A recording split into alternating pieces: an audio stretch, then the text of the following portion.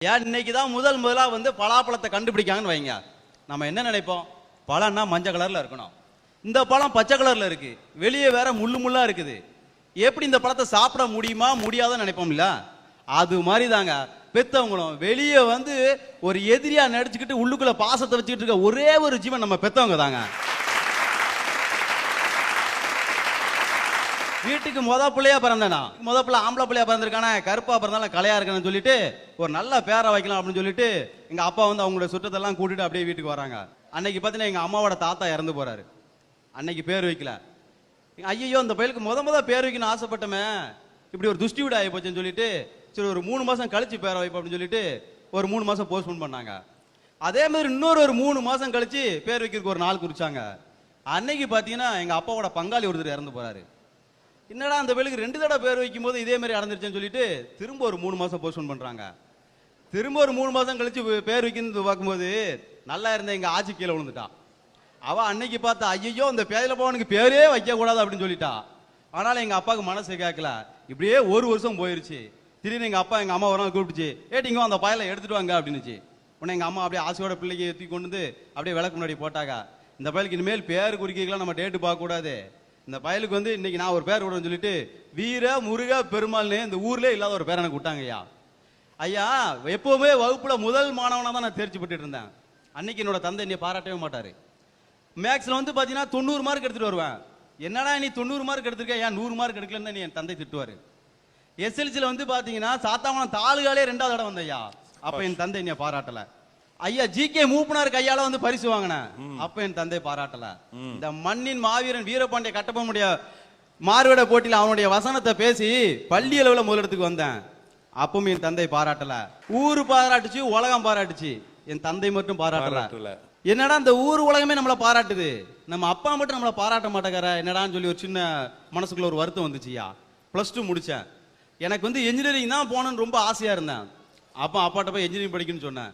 அப்பா சொன்னாரு, இல்லடா உனக்கு பிறகு 4 குழந்தைங்க இருக்காங்க, அதனால வந்து ஒன்னே படிக்க வச்சா மற்ற பிள்ளைங்களை படிக்க வைக்க முடியாது, நீ ஆர்ட்ஸ் சேருடா அப்படின்னு சொன்னாரு.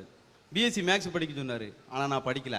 அப்படியே வீட்டை விட்டு அப்பா மேல உள்ள கோபத்துல அது வரைக்கும் பொத்தி வச்சிருந்த அவ்வளவு கோபத்தையும் அப்பா மேல காமிச்சிட்டு வீட்டை விட்டு ஒரு கோலையா ஓடி போயிட்டேன்யா. 3 வருஷம் ஈரோட்டில் தான் வேலை பார்த்தேன். அம்மா ஒவ்வொரு வாரமும் போன் பண்ணுவாங்க, ஐயா வந்துறியா ஐயா வந்துறியான்னு. வரவே மாட்டேன். திடீர்னு ஒரு நாள் தோணுச்சு, சரி எப்படியா அம்மாவும் தங்கச்சி போய் பார்த்துடலான்னு சொல்லிட்டு அப்படியே பார்க்கறதுக்காக வந்தையா. ஊர்லேருந்து வரும்போது பார்த்தீங்கன்னா அப்படியே நிறைய ட்ரெஸ்லாம் எல்லாத்துக்கும் எடுத்துட்டு வரேன். அப்போ நைட்டு போல அப்பா வந்து அம்மாட்ட கேட்குறாப்ல, என்னடி பையன் எப்படி இருக்கான், நல்லா இருக்கானா, வீட்டு சாப்பாடு சாப்பிடா 3 வருஷம் இருந்திருக்கானா, எப்படி இருக்கான்னு கேட்குறாரு. இல்லைங்க நல்லா இருக்காங்க அப்படின்னு சொல்றாப்ல. அப்போ துணிமணி எடுத்துட்டு வந்திருக்கானா, எல்லாத்துக்கும் எடுத்துட்டு வந்திருக்கான். அப்போ எனக்கு எடுத்துட்டு வந்திருக்கானான்னு எங்க அப்பா கேட்டாரு. அப்போ உங்களுக்கு எடுத்துட்டு வரல அப்படின்னு எங்க அம்மா சொன்னாங்க.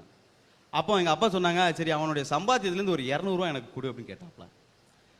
200 ரூபா எதுக்குங்கன்னு எங்க அம்மா கேட்டுச்சு. என் பையன் சம்பாதிச்ச முதல் சம்பாத்தியில் நான் ஒரு சட்டை வாங்கி போகணும்னு எங்க அப்பா ஆசைப்பட்டாருங்க. அப்பா வீட்டுல இருந்தா நான் கொல்லப்புறத்துல இருப்பேன், அப்பா வீட்டு வாசலுக்கு வந்தா நான் தெருவாசல்ல நிற்பேன். எங்க அப்பா வந்து பாத்தீங்கன்னா மிகப்பெரிய செயின் சுமோக்கர். ஒரு நாளைக்கு 10 பாக்கெட் சிகரெட் அசால்ட்டா ஊதி தள்ளுவாரு. அப்ப திடீர்னு பாத்தீங்கன்னா அப்பாவுக்கு வந்து ஒரு முடக்குவாதம் மாதிரி ஒரு சைடு ஃபுல்லா, வலது சைடு ஃபுல்லாவே வந்து அவருக்கு வந்து ஒர்க் ஆகல. அப்படியே ஆஸ்பத்திரியில கொண்டு சேர்க்கிறோம். பல லட்சம் ரூபா செலவு பண்ணியாச்சு. அதுக்கு மேல செலவு பண்ண கையில பைசா கிடையாது. வழியே இல்லாம ஜிஹெச்ல கொண்டு சேர்த்திருக்கோம். அப்ப டாக்டர் சொல்லிட்டாங்க, இனிமே உங்க அப்பாவை காப்பாற்ற முடியாதுன்னு சொல்லிட்டாங்க. அப்பாவுக்கு தெரிஞ்சிருச்சு, சரி இனிமேல் வந்து நம்ம பிழைக்க மாட்டோம் அப்படின்னு சொல்லிட்டு அந்த ஆஸ்பத்திரி வாசலுக்கு வெளியே எங்க அம்மா நிக்கிறாங்க, எங்க பெரியம்மா நிக்குது, எங்க பெரியப்பா நிக்கிறாரு, சித்தப்பா நிக்கிறாரு, எல்லாரும் நிக்கிறாங்க, நானும் நிக்கிறேன். ஆனோட என்ன தந்தை என்னைய மட்டும் தான் கூப்பிட்டாரு. அப்படியே கூப்பிட்டு இந்த என் கையில் வச்சுக்கிட்டாருயா. ஐயா உன்னை எனக்கு ரொம்ப பிடிக்கும்யா, ஆனா நான் உனக்கு பேர் வைக்கும் போதே 3 தடவை தள்ளி போச்சியா. நான் எங்க உன்னைய பாராட்டி உனக்கு கிடைக்கக்கூடிய எதுவுமே கிடைக்காம போயிருவான்னு சொல்லிதாயா நான் உன்னைய பாராட்டலன்னு சொன்னாரியா. அப்பதான் மரமண்டைக்கு உரைச்சுது. அது வரைக்கும் தந்தையோட பாசம் எனக்கு தெரியல. நாம வந்து இவ்வளவு நாள் எவ்வளவு பேச்சு பேசிருக்கோம், அதையும் தாங்கிட்டு இருந்திருக்காருன்னு சொல்லிட்டு அப்படியே கதறி அழுதேன். ஐயா நீ தான் வீட்டுக்கு மூத்த பையன், நீ தான் நம்ம தங்கச்சி எல்லாம் பாத்துக்கணும்னு சொல்லிட்டு இதே கையில ஐயா எங்களெல்லாம் அனாதையா விட்டுட்டு போயிட்டாருயா.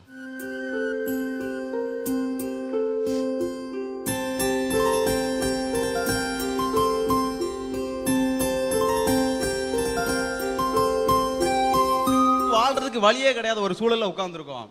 அம்மா என்ன பண்ணாங்க, இனிமேல் வந்து ஒரு பெட்டி கடையை வச்சா நம்ம குடும்பத்தை காப்பான்னு சொல்லிட்டு எங்க அம்மா ஒரு பெட்டி கடையை வச்சுதுயா. அந்த பெட்டி கடையை வச்சுதான் விடியகாலம் 4 மணிக்கு எங்க அம்மா முடிச்சுதுன்னா நைட்டு 11 மணி வரைக்கும் இந்த பெட்டி கடையிலையும் எங்களுக்காக போராடிக்கிட்டு இருக்கும்யா. ஐயா மதியம் போல நான் ஏதாவது ஜாமான் வாங்கி கொண்டு எங்க அம்மாட்ட கொடுக்குன்னு போனேன், எங்க அம்மா உட்காந்து தூங்கிட்டு இருக்கும்யா. அதை பார்க்கும்போது ஒரு மகனா வந்து என்னால் அதை தாங்க முடியல. நான் படிப்பு நிப்பாட்டினதுக்கான என்னோட 10ஆம் வகுப்பு படிச்சிருந்த என்னோட தம்பியும் படிப்பு நிப்பாட்டினாயா. அவன் பாம்பே போனாயா, பேப்பர் போட்டான், பால் போட்டான், ஒட்டுமொத்த குடும்பமா உழைக்க ஆரம்பிச்சோம்யா. 2004 வீழ்ந்த எனது குடும்பம் 2006 கொஞ்சம் கொஞ்சமா எந்திக்க ஆரம்பிச்சதையா. 2007 என்னுடைய முதல் தங்கைக்கு கல்யாணம் முடிக்கும்யா. ஐயா எங்க சமூகத்துல ஒரு பழக்கம் உண்டு, மணப்பெண்ணோட அப்பா வந்து மணப்பெண்ணை தாரவாத்து கொடுக்கணும். எனக்கு தந்தை இல்ல, மணப்பெண்ணான் என்னோட தந்தை தாராய் தாரையா கண்ணீர் வடிச்சாயா, துடைக்குது கூட ஆள் இல்லையா, அனாதையா அது இன்னும் கல்யாணம் வீட்டுல. ஐயா கல்யாணம் முடிஞ்சோன்னா என்ன செய்வாங்க, பெரியவங்க காலில் போய் ஆசி வாங்குவாங்க. என்னோட தங்கை வந்து நேர வந்து என்னோட காலில் விழ வந்தாயா. அப்ப நான் சொன்னேன், ஏமா அண்ணன் காலில் விழாதாம்மா, பெரியவங்க காலில் விழுந்து சொன்னையா. அப்ப என் தங்கை சொன்னாயா, நீ வந்து எனக்கு அண்ணன் இல்ல, எனக்கு நீ தான் அப்பான்னு சொன்னாயா. என்னோட தந்தை மரணத்து போது என்னோட தங்கை தம்பி எல்லாருமே ஆரம்ப படிப்பையும் தொடக்க பள்ளியும் தான் படிச்சுட்டு இருந்தாங்க. 6ஆம் வகுப்பு மட்டும் படிச்சிருந்த என்னுடைய முதல் தங்கி இன்னைக்கு பிஎஸ்சி மேக்ஸியா. 10ஆம் வகுப்பு வரை மட்டும் படிச்ச என்னுடைய தம்பி இன்னைக்கு எம்எஸ்சி மேக்ஸியா.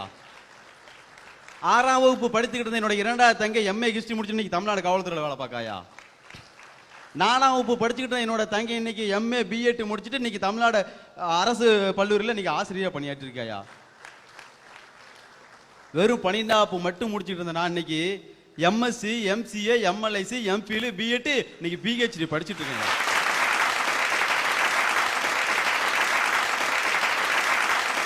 நாங்க வளர்ற வரைக்கும் என் தந்தை போராடினாரு, வளர்ந்ததுக்கு அப்புறம் என் தாயை போராடி ஒரு நல்ல இடத்துக்கு எங்களை கொண்டு வந்துட்டாங்கய்யா.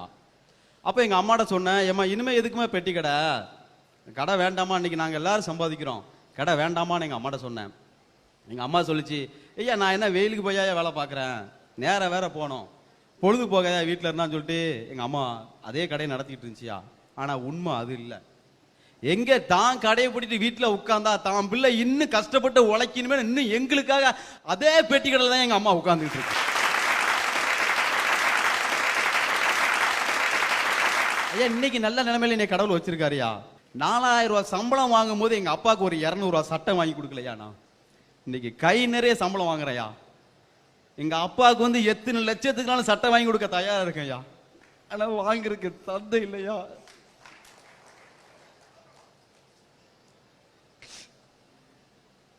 என் தந்தை காலில் விழுந்து கதறன்னு போல இருக்கியா.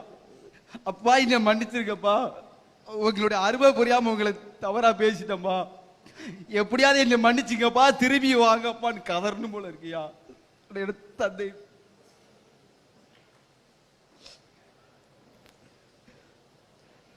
மனசளவு கூட எங்க அம்மாவை காயப்படுத்திருக்கையா. இந்த மேடையில எங்க அப்பாவும் அம்மாவிட்டையும் மனசார மன்னிப்பு கேட்டுக்கிறையா, என்ன மன்னிச்சிருக்கமா.